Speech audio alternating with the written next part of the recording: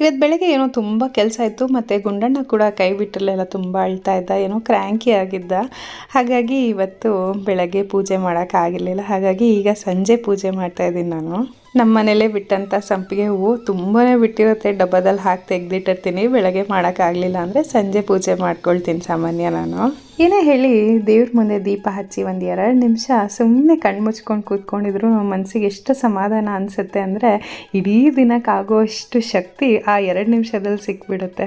ನನ್ನ personal opinion ಅದು, ಒಬ್ಬೊಬ್ಬರಿಗೆ ಒಂದೊಂದು ಥರ ಇರುತ್ತೆ. ಆದರೆ ನನಗೆ ಏನೂ ಬೇಜಾರಾಯಿತು ಅಂತಂದರೆ ಅಥವಾ ಏನು ಮಾಡಬೇಕು ಅಂತ ಕೆಲಸದಲ್ಲಿ ಗೊತ್ತೇ ಆಗದಿದ್ದಾಗ 2 ನಿಮಿಷ ದೇವ್ರ ಮನೇಲಿ ಕೂತ್ಕೊಂಡ್ಬಿಟ್ರೆ ಎಷ್ಟೋ ಸಮಾಧಾನ ಆಗುತ್ತೆ, ಲೈಫಲ್ಲಿ ಒಂದು ಕ್ಲಾರಿಟಿ ಸಿಗುತ್ತೆ. ಧ್ಯಾನ ಮನಸ್ಸಿನ ಸ್ನಾನ ಅಂತ ಹೇಳ್ತಾರಲ್ಲ, ಹಾಗೆ 2 ನಿಮಿಷ ದೇವ್ರ ಮುಂದೆ ಕೂತು ಧ್ಯಾನ ಮಾಡಿದ್ರೆ ಇಡೀ ದಿನಕ್ಕಾಗುವಷ್ಟು ಎನರ್ಜಿ ಸಿಕ್ಬಿಡುತ್ತೆ ನನಗೆ. ಮತ್ತು ಇವತ್ತು ನಮ್ಮ ಅಪ್ಪಾಜಿ ಬಂದಿದ್ರು, ಮಕ್ಕಳಿಬ್ರು ಅವ್ರ ಜೊತೆನೇ ಆಟ ಆಡ್ತಿದ್ರು. ಮತ್ತು ಗುಂಡಣ್ಣ ನೋಡಿ ಅವರಪ್ಪ ಆಫೀಸಿಂದ ಬಂದ ತಕ್ಷಣ ಫುಲ್